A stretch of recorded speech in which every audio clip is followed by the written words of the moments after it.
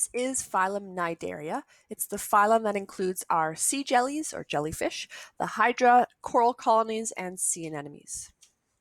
It's a very diverse phylum. There are over 10,000 known species of cnidarians, and more are being discovered all the time. They range in size from the very teeny tiny microscopic jellyfish and hydroids to large jellyfish that an individual jellyfish can be over 4 meters across and have tentacles stretching up to 25 meters long. And of course, the coral colonies, the reefs that stretch over entire coastlines.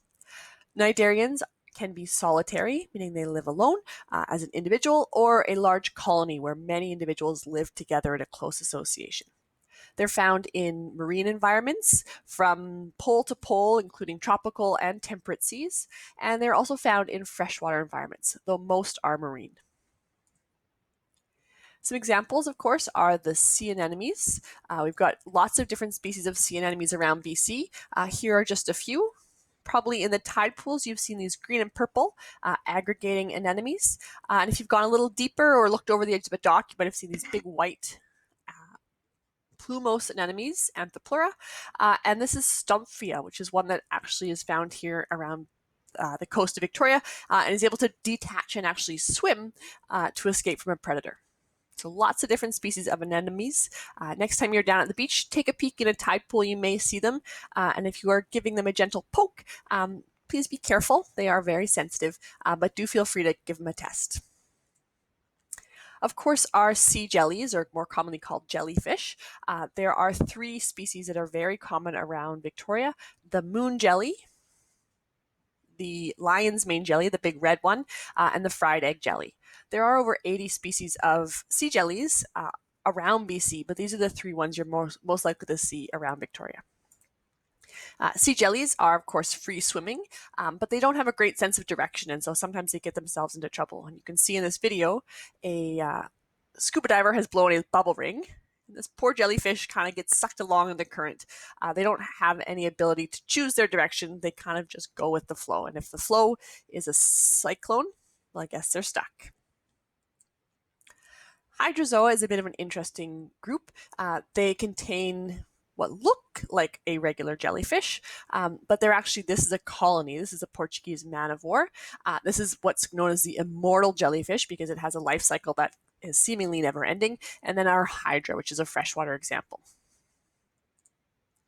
And of course, the corals. There are lots of species of corals around BC, although they may not seem very familiar. Most of the time we think of corals as being a more tropical species. Hopefully you have heard about some of the perils of coral bleaching. This is an example of what a coral reef could look like after a bleaching event. It is something a coral reef can recover from, but it can be quite catastrophic if it's left uncared for a long period of time. And then some other interesting characters from our cnidarians. The sea pen, which is closely related to our sea anemones. The box jelly, or cubozoans, which is where the deadliest sting comes from, of course, found in Australia. And then these guys, which you may have seen around here, they are ctenophores, not cnidarians, because they don't sting. They're called our comb jellies, and they have these rows of little cilia that they beat to move around the water. Sometimes they're called gooseberries, and you may have seen them here. They look kind of like clear marbles if you found them hanging off the edge of the dock. So what do all our cnidarians have in common? Well, I mentioned that the ctenophores don't sting, and that's why they're not cnidarians. So all cnidarians are stinging animals. They're known as nettle animals, and this cnidaria word comes from the Greek word for nettle, or stinging. And they're characterized by specialized stinging cells called cnidocytes, and those cnidocytes are found concentrated on the tentacles. And within each cnidocyte, there is an organelle called the nematocyst, and the nematocyst is what allows the stinging part to discharge when triggered. So you can see here, this is a slow motion video capturing a jellyfish stinging under a microscope.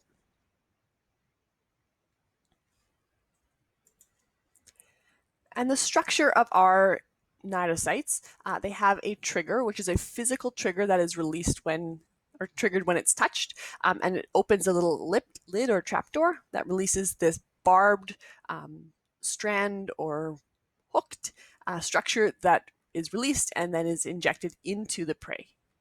All jellyfish sting, and so do all sea anemones. Fortunately for us, our skin is quite thick, and many of them, their nematocysts can't penetrate our skin, or the toxins they contain actually don't cause a response in our skin. Some, of course, do. The moon jelly around here, you won't feel a sting, but if you touch a lion's mane, the red one, or the fried egg, the yellow one, both of those will cause a sting. There are characteristics, thinking of those characteristics we looked at common in all animals and how we can track those through the evolutionary trends of our different phyla. We remember the porifera were asymmetrical. They had no planes of symmetry.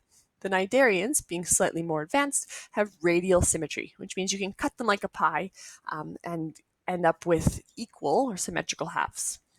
They do have true tissues. There are two of them, and so we describe animals with two tissue layers as being diploblastic. We call these tissues germ layers, meaning they come from the embryonic origin. The endoderm, that inner layer, becomes the gastrodermis in a mature jellyfish, and the outer layer, the ectoderm, becomes the epidermis. There is a middle layer, but it's not a true tissue. In jellyfish, we call that a mesoglia, and that's where their jelly name comes from. Their body cavity, well, they are acoelomate, meaning they have no internal fluid-filled cavity, and they are a sac-bodied organism, meaning they have only a single opening, a mouth and an anus, which makes them protostomes. Cnidarians come in two main body forms. The polyp form we recognize like an anemone. They are sessile, meaning they don't move. They're attached to the surface of bottom of the ocean, docks, pilegs, or other animals, and their tentacles are oriented upwards. They can live in a solitary single anemone or in a large colony, like a coral reef. The free-swimming form we call the medusa, and this is where we have the tentacles oriented downward. They hang down underneath a bell, and they are all solitary. They look like the jellyfish or sea jellies. Now, the way cnidarians reproduce is quite interesting. They undergo something called alternation of generations, meaning they flip back and forth between sexual and asexual phases, and in many cases back and forth between polyp and medusa body forms. Most in their sexual phase are dioecious, meaning that their sexes are separate. The opposite of dioecious is the word hermaphrodite. Humans are also dioecious. They undergo external fertilization, meaning both the egg and the sperm are released out into the water in a spawning event and hopefully bump into the right species of sperm and egg to form a zygote, which develops into a planktonic planula larva. So this is a larva that's able to swim around a little bit in the water column and eventually will settle down to the bottom and develop into a new polyp. Now, the asexual phase occurs in a polyp form where an individual polyp will bud off new polyps, or in some cases will bud off a juvenile medusa, which is called a nephyra. It's one of my favorite life cycles. I just think it's so cool the way they form. This video was taken at Vic High in their marine biology program. So here we can see the moon jellyfish having a little swim around. And after fertilization has occurred, a planula larva has settled into these tiny little polyps. And you can see the polyps with the long tentacles are still feeding, but once they have acquired enough nutrients, they begin to grow and separate into these buds. This process is called strobilation, and it's like a stack of plates where the top plate actually separates and swims away. You can see the polyp is budding off little baby medusa.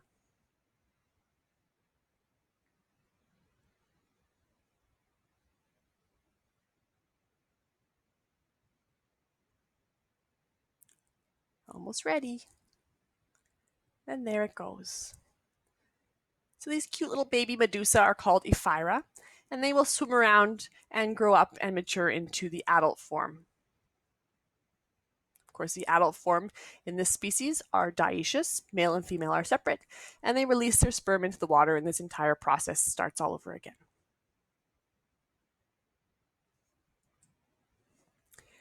Now in our hydrozoans, this looks a little bit different, although a similar process. We see the medusa form producing egg and sperm, where fertilization occurs, develops into a planula larva, settles and forms a polyp.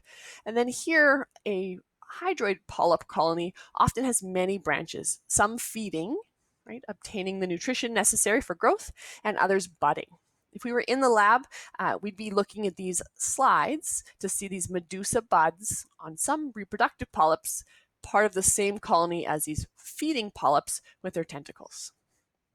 Once those medusa buds are released, they look like this. These are the tiny obelia baby jellyfish that will eventually grow up to a larger jellyfish.